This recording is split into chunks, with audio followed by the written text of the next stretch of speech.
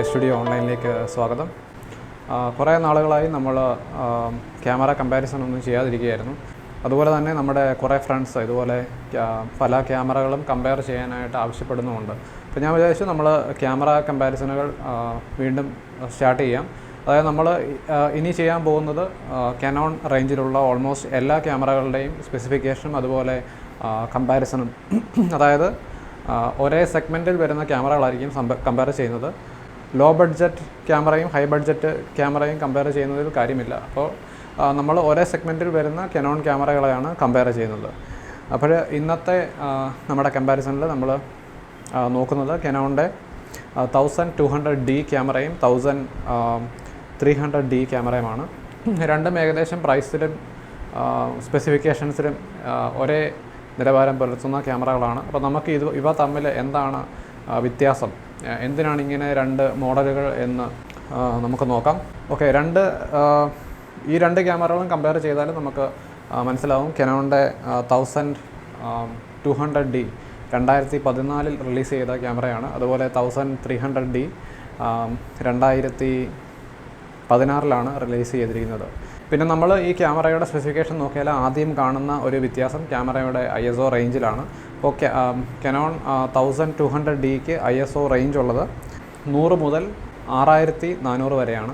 അതുപോലെ 1300D ആണെങ്കിൽ 100 മുതൽ 12800 വരെയാണ്. അപ്പോൾ മാക്സിമം ISOയുടെ വ്യത്യാസം, അതായത് ഒരു 100% വ്യത്യാസമുണ്ട്. 6400 നിന്ന് 12800 ഒരു ISO ജമ്പ് ഉണ്ട്. അപ്പോൾ 6400 കഴിഞ്ഞാൽ പിന്നെ 12800 എന്നുള്ളൊരു സംഖ്യയിലോട്ടാണ് നമ്മൾ പോകുന്നത്. അപ്പോൾ ഡബിൾ ലൈറ്റാണ് ക്യാമറയുടെ സെൻസറിലേക്ക് കയറുന്നത്.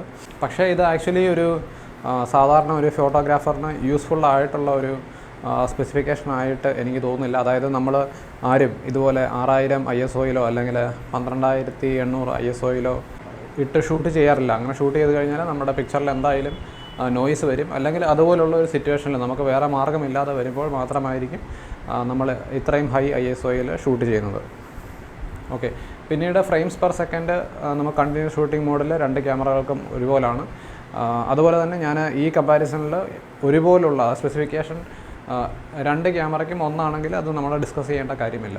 അപ്പോൾ നമ്മളിതിൽ വ്യത്യാസം എന്താണ് വരുന്നത് നോക്കിയിട്ട് ആ വ്യത്യാസങ്ങളെക്കുറിച്ചാണ് സംസാരിക്കുന്നത്. വെബ്സൈറ്റുകളിലൂടെ നോക്കിക്കഴിഞ്ഞാൽ നമുക്ക് കാണാൻ പറ്റുന്ന ഒരു ചെറിയ വ്യത്യാസം 1200Dക്ക് ഒരു 5 ഗ്രാമിൻ്റെ വ്യത്യാസം, വെയ്റ്റിൽ വ്യത്യാസക്കുറവുണ്ട്. അപ്പോൾ ഇത് നമ്മൾ കണക്കാക്കുന്ന ഒരു വ്യത്യാസമല്ല. പിന്നെ പഴയ മോഡലുകളെ അപേക്ഷിച്ച് പുതിയ മോഡലുകൾക്ക് വെയ്റ്റ് കൂടുതലാണ്. പിന്നെ നമ്മൾ കാണുന്ന ഈ രണ്ട് ക്യാമറകളിൽ കാണുന്ന ഒരു മേജർ വ്യത്യാസം LCD സ്ക്രീനിൻ്റെ റെസൊല്യൂഷനിലുള്ള വ്യത്യാസമാണ്.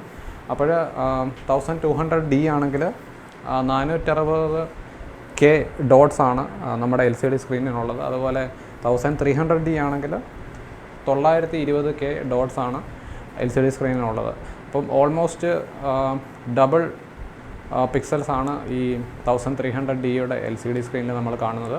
അപ്പോൾ LCD സ്ക്രീനിൻ്റെ ക്വാളിറ്റിയിൽ അങ്ങനെ ഒരു വ്യത്യാസമുണ്ട് ഈ രണ്ട് ക്യാമറകൾ തമ്മിൽ നോക്കിയാൽ. പിന്നെ 1300Dയുടെ ആഡഡ് അഡ്വാൻറ്റേജ്, അതിന് NFC കണക്ഷൻ ഉണ്ട്. അതായത് നമുക്ക് വേറെ ഡിവൈസുകളുമായി വയർലെസ് കണക്ടിവിറ്റി ചെയ്യാൻ സാധിക്കും. അതുപോലെ തന്നെ ഇത് ബിൽറ്റ് ഇൻ വയർലെസ് കേപ്പബിലിറ്റി ഉള്ള ക്യാമറയാണ് 1300D. അപ്പോൾ മെയിനായിട്ടുള്ള വ്യത്യാസം ഈ വയർലെസ് കേപ്പബിലിറ്റിയാണ്. അതുപോലെ തന്നെ ഈ സ്ക്രീൻ റെസൊല്യൂഷനും, നമ്മുടെ LCD സ്ക്രീനിലുള്ള സ്ക്രീൻ റെസൊല്യൂഷൻ്റെ വ്യത്യാസവും അതുപോലെ 1300Dയുടെ വയർലെസ് കേപ്പബിലിറ്റിയുമാണ് നമുക്കിതിലെ മെയിൻ ഡിഫറൻസ്. അതുപോലെ നമ്മൾ രണ്ടിലും ഇല്ലാത്ത കാര്യങ്ങൾ, അതായത് ആർട്ടിക്കുലേറ്റഡ് സ്ക്രീൻ ഇല്ല. നമുക്ക് സ്ക്രീൻ തിരിച്ച് വെച്ച് നോക്കാൻ പറ്റില്ല. അതായത് ഈ 1300Dക്ക് മുൻപിറങ്ങിയ 60D, അതായത് ഞാനിപ്പോൾ ഷൂട്ട് ചെയ്യുന്ന ക്യാമറയ്ക്ക് വരെ ആർട്ടിക്കുലേറ്റഡ് സ്ക്രീനുണ്ട്. പക്ഷേ ഇറങ്ങിയ സമയത്ത് 60D കുറച്ചും കൂടെ അഡ്വാൻസ്ഡ് ആയിട്ടുള്ളൊരു ക്യാമറയാണ്. ഒരു എൻട്രി ലെവൽ ക്യാമറ അല്ല, ഒരു മിഡിൽ ലെവൽ ക്യാമറ എന്ന് തന്നെ പറയാം 60D. പിന്നെ രണ്ടാമത്തെ കാര്യം കാനോണിൻ്റെ എൻട്രി ലെവൽ, കാനോണിൻ്റെ അല്ല ഒട്ടുമിക്ക എൻട്രി ലെവൽ ക്യാമറകളിലും കാണാത്ത ഒരു കാര്യം, അത് വെതർ സീലിംഗ് ക്യാമറകൾക്കില്ല എന്നുള്ളതാണ്. അത് ടോപ്പ് മോഡലുകളിൽ മാത്രമേ വെതർ സീലിംഗ് നമുക്ക് കാണാൻ സാധിക്കത്തുള്ളൂ. അപ്പോൾ ഇതാണ് ഈ രണ്ട് ക്യാമറകളും തമ്മിലുള്ള വ്യത്യാസം. മൊത്തത്തിൽ നമ്മളൊന്ന് എടുത്ത് നോക്കിയാൽ മെയിനായിട്ടുള്ള വ്യത്യാസം LCD സ്ക്രീനിൻ്റെ ബ്രൈറ്റ്നസ്സും പിന്നീട് ഈ 1300Dക്കുള്ള വയർലെസ് കണക്ടിവിറ്റിയിലുള്ള ഓപ്ഷൻസ്. അത് നമുക്ക് 1200Dയിൽ വയർലെസ് കണക്ടിവിറ്റി ഇല്ല, അതുപോലെ NFC കണക്ഷൻ ചെയ്യാനുള്ള ഓപ്ഷൻ ഇല്ല. അപ്പോൾ ഇതാണ് മെയിനായിട്ടുള്ള വ്യത്യാസങ്ങൾ. ഈ വയർലെസ് കണക്ടിവിറ്റി യൂസ് ചെയ്യാത്ത ആൾക്കാരാണെങ്കിൽ 1300D വാങ്ങേണ്ട കാര്യമില്ല. പക്ഷേ വേറൊരു രീതിയിൽ ചിന്തിച്ചാൽ പുതിയ മോഡൽ ക്യാമറയാണ്, നമുക്ക് എപ്പോഴാണ് ഇങ്ങനെ ഒരു ആവശ്യം വരുന്നതെന്ന് നമ്മൾ അറിയത്തില്ല. NFC കണക്ഷൻ കൊടുക്കാനോ അല്ലെങ്കിൽ വയർലെസ് കണക്ടിവിറ്റി യൂസ് ചെയ്യാനോ നമുക്ക് ഭാവിയിൽ എന്തെങ്കിലും ആവശ്യം വന്നു കഴിഞ്ഞാൽ യൂസ് ചെയ്യണമെങ്കിൽ ഈ ഒരു എൻട്രി ലെവൽ ക്യാമറയാണെങ്കിലും രണ്ടും കമ്പയർ ചെയ്യുമ്പോൾ നമ്മൾ 1300D തന്നെ വാങ്ങുന്നതാണ് നല്ലത്. പ്രൈസിലും വലിയ വ്യത്യാസമില്ല. പ്രൈസ് രണ്ടിൻ്റെയും ഞാൻ കനോൺ വെബ്സൈറ്റിലുള്ള പ്രൈസ് താഴെ കൊടുക്കാം. അപ്പോൾ നിങ്ങൾ തന്നെ ചെക്ക് ചെയ്യുക. അധിക പ്രൈസ് വ്യത്യാസമില്ലെങ്കിൽ 1300 ഈ രണ്ട് ക്യാമറയും മനസ്സിൽ വെച്ച് നോക്കുന്ന ഏതാണ് വാങ്ങേണ്ടതെന്ന് വിചാരിക്കുന്ന ഒരു വ്യക്തിയാണ് നിങ്ങളെങ്കിൽ തീർച്ചയായും 1300D തന്നെ വാങ്ങുക. കാരണം ലേറ്റസ്റ്റ് മോഡലാണ്. ലേറ്റസ്റ്റ് മോഡൽ മീൻസ് 2016 ഇറങ്ങിയ മോഡലാണ്. 1200D 2014 ഇറങ്ങിയ മോഡലാണ്. അതുപോലെ നമുക്ക് ഈ വയർലെസ് കേപ്പബിലിറ്റിയും 1300Dയിലുണ്ട്. അപ്പോൾ ഈ ചെറിയ കമ്പാരിസൺ വീഡിയോ ഇവിടെ നിർത്തുന്നു. അതുപോലെ തന്നെ നമ്മൾ റിക്വസ്റ്റിനനുസരിച്ചല്ലായിരിക്കും ക്യാമറ കമ്പാരിസൺ ചെയ്യുന്നത്. അതായത് ഞാനിപ്പോൾ കനോൺ ക്യാമറകളുടെ ഒരു ലിസ്റ്റ് തന്നെ, അതായത് ഇപ്പോൾ ഡിസ്കണ്ടിന്യൂ ചെയ്തിട്ടില്ലാത്ത മോഡലുകളുടെ ഒരു ലിസ്റ്റ് വെച്ചിട്ടാണ് ഇപ്പോൾ ചെയ്യുന്നത്. മീൻസ് നമ്മൾ ഏറ്റവും കുറഞ്ഞ മോഡലിൽ നിന്ന് ഉയർന്ന മോഡലുകളിലേക്ക് എത്തിച്ചേരുന്നതാണ്. ഇപ്പോൾ 5D Mark 3യും 5D Mark 4ഉം തമ്മിലുള്ള ഒരു കമ്പാരിസൺ വീഡിയോ ഓൾറെഡി ചെയ്തിട്ടുണ്ട്. അപ്പോൾ ബാക്കിയുള്ള മോഡലുകളെ ഇൻക്ലൂഡ് ചെയ്തായിരിക്കും ഇനിയുള്ള ഈ കമ്പാരിസൺ വീഡിയോകൾ. അപ്പോൾ വീഡിയോ കണ്ട എല്ലാവർക്കും നന്ദി. അതുപോലെ തന്നെ ചാനൽ സബ്സ്ക്രൈബ് ചെയ്തിട്ടില്ലാത്ത ആളുകളാണെങ്കിൽ നമ്മൾ ആഴ്ചയിൽ 4 അല്ലെങ്കിൽ 5 വീഡിയോസ് ഇടാറുണ്ട്. നിങ്ങൾക്ക് യൂസ്ഫുൾ ആണെന്ന് തോന്നിയാൽ നമ്മുടെ ചാനൽ സബ്സ്ക്രൈബ് ചെയ്യുക.